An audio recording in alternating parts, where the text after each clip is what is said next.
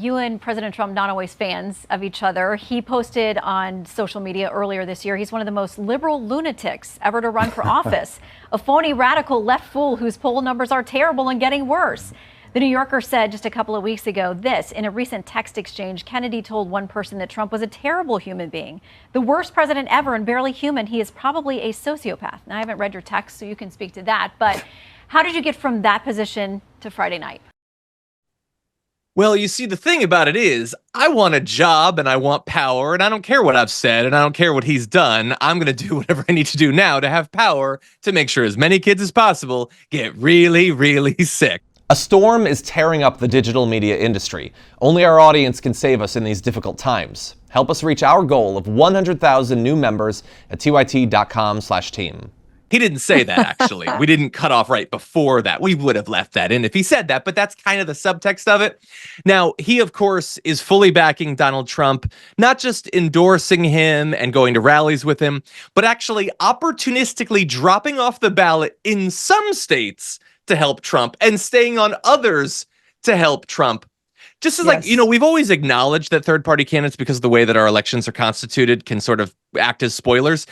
This is a guy on a state-by-state level as his strategy acting as a spoiler. Just so if anybody ever questions that that's what can happen, he's proving that it can. So he's endorsing Donald Trump despite the sociopath and terrible human being thing. And now he's gone full MAGA, I guess. He put out this tweet, what MAGA really means. The phrase has troubled liberals who think it's a call for a return to an America before civil rights, gay rights, and women's rights, because that's what it is. But I have a more generous interpretation. It recalls a nation brimming with vitality, with a can-do spirit, with hope and a belief in itself, and a belief in my ability to be in a cabinet someday. Again, that part wasn't there, but you see how this works. They've said vicious, true things about each other. Politicians always say vicious things, but they accurately diagnosed each other's problems. But now they need each other's help, so they're going to pretend that that's not the case. And it wasn't just a few comments. 3 months ago, Trump's official spokesperson called RFK Jr. a commie. Now she says he's a patriot. He previously called RFK Jr. a Democrat plant, saying it would be a wasted protest vote to support him. He's totally anti-gun, an extreme environmentalist who makes the Green New scammers look conservative. Somehow he's worse than the Green New Deal, even though I don't think he endorsed the Green New Deal. A big-time taxer, an open border advocate, anti-military, anti-vet. It keeps going on and on and on. But now they need each other, Francesca, so I guess forget all that stuff. Certainly the MAGA movement will. What do you think? Yeah, I mean, look, here's what I'll say about, look, Donald Trump has changed completely where he stands on all kinds of issues in order to be the Republican golden calf, right? On abortion, he's been responsible for a bunch of them, right? But now he's about to, although he says he won't, likely sign an abortion ban if he is reelected. But RFK Jr. truly is just like a glob of goo that's like just thrown against the wall and just slithering to wherever he will stick the farthest and the fastest. And of course, at this point, it is with the MAGA movement. And it's incredible to me because he posited himself as an alternative. And so many, people who both hated Donald Trump, were sick of the drama, but also were like, Biden's too old. And I don't know, I don't know if he can really lead this country anymore. We're like, maybe RFK, and specifically suburban women, which is very interesting that now RFK Jr. is endorsing Donald Trump. However, I do think that RFK, by endorsing Trump, has lost those people. Just the way that Nikki Haley, I think, in terms of, got a fair amount of voters who were tired of the drama, but also didn't want to vote Biden. And then she endorsed Trump, right? And so it's not that their voting bases are going to go with them. I think RFK Jr. goes it alone. And as you mentioned briefly, but it's true that he really wanted a job with the Harris campaign and they turned him down. And now he wants a job with the Trump campaign. And honestly, screw Project 2025. What scares me the most is the idea of an RFK anti-vaxxer getting anywhere near like the Department of Health and Human Services. Can you imagine? Or the FDA or anything like this? Like, it's so terrifying to me. This is a guy who was responsible for the deaths of 83 individuals in American Samoa by selling a bunch of lies about the measles vaccine. And also, what about Operation Warp Speed, John? Trump wants us to never forget it was him who accelerated the production of the COVID-19 vaccine. I think it's great that you brought that up. Actually, Donald Trump was asked about some of the criticism of that effort. Let's take that.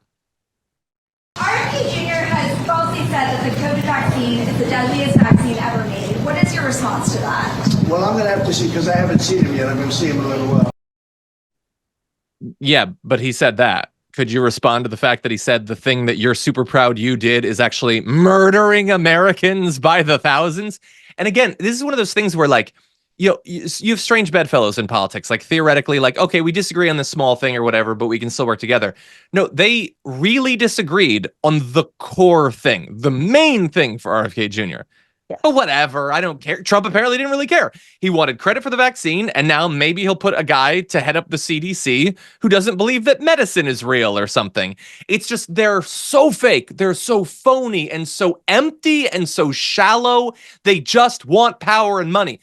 RFK Jr. put out this message, graphic 4. Look at all of the ways that he acknowledged accurately that Trump blew.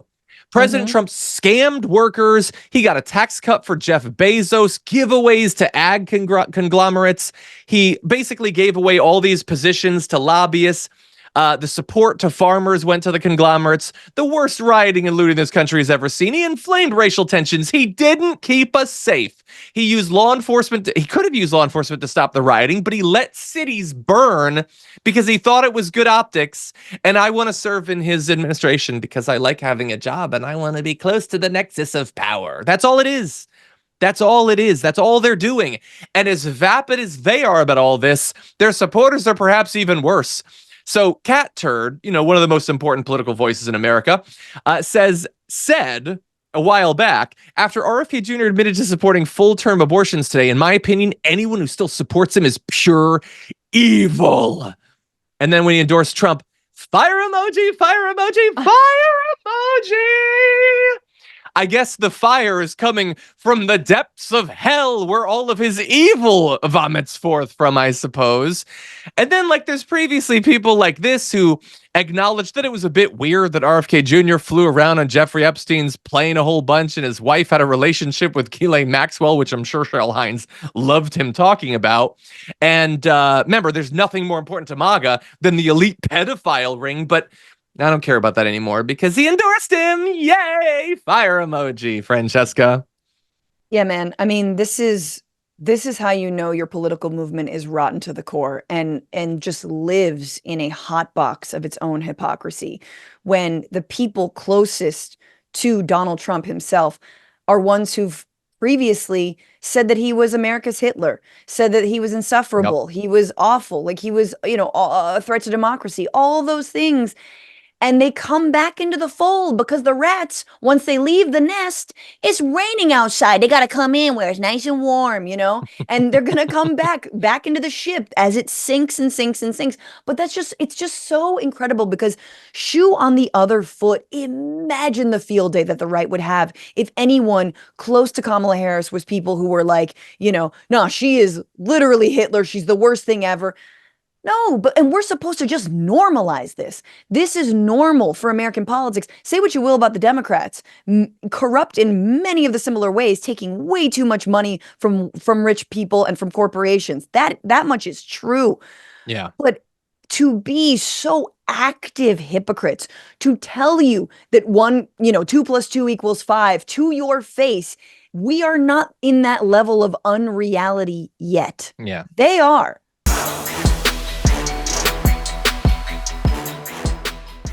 Thanks for watching our video. Did you know that you can support our show by becoming a subscriber? Just click the subscribe button and also ring the bell so that you get notifications when we're live or when we post new content.